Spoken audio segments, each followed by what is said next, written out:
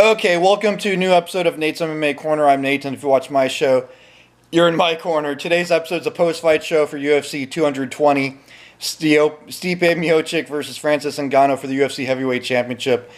Post-fight rundown on the main card. Wow, one of the greatest pay-per-views of all time.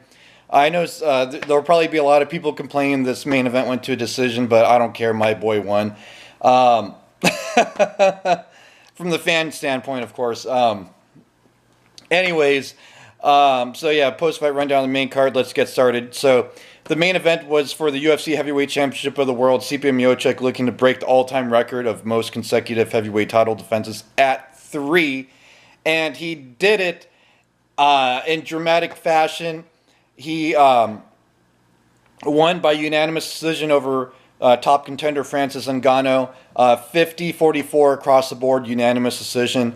I knew the wrestling would be a big factor in the higher level grappling skills, and yeah, he took him down and pounded him out each and every round. And then I believe round 4 it was like 82 strikes to 0. I think that should have been a 10-7 round.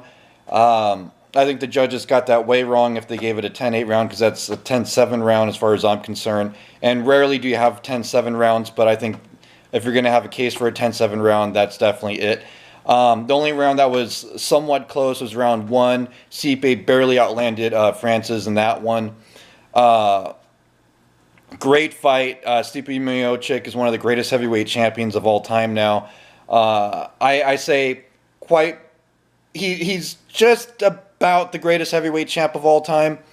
If he wins his next one, then that just solidifies it that much more. If it hasn't already been solidified.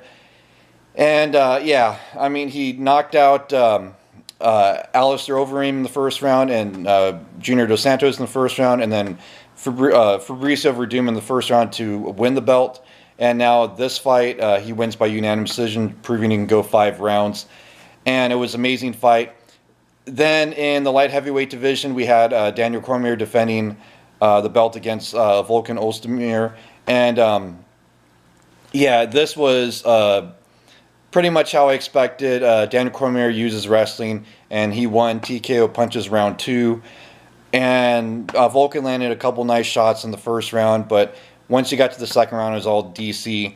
And DC did his thing, and he's quite possibly one of the best light heavyweight champs, whether people like it or not. It'll be interesting if John Jones ever able to come back and they're able to do a third fight, given the circumstances of the second fight. But yeah, Volkan Ozdemir, he earned this title shot fair and square, I think, and he was the rightful top contender for this fight. But DC was just the better fighter. And yeah, his superior wrestling did the thing, and he was able to get TKO punches in that second round. Then in the featherweight division, also on this main card, we had Calvin Kattar versus Shane Burgos.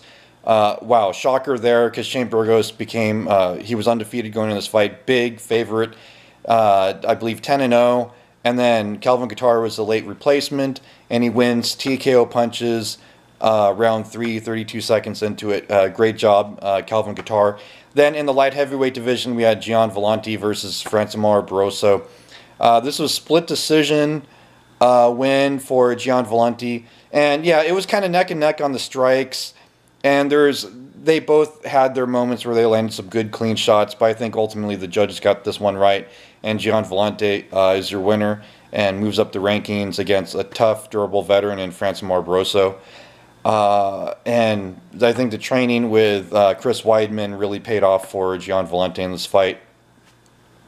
Then to kick off the main card in the bantamweight division, we had Rob Font versus Thomas Almeida. And wow, this one, you know, it was somewhat of a pick'em fight, but I picked Almeida on this fight. But yeah, Rob Font did his thing, TKO, head kick, and punches. Great job, Rob Font, and he definitely catapults himself, I believe, in the top 10. I believe Thomas Almeida was number 10 going into this fight, and Rob Font was ranked like 14 in the rankings, so he definitely goes up the rankings quite a bit. And it was an impressive second-round TKO win for Rob Font, and probably the biggest win on his resume thus far in his career.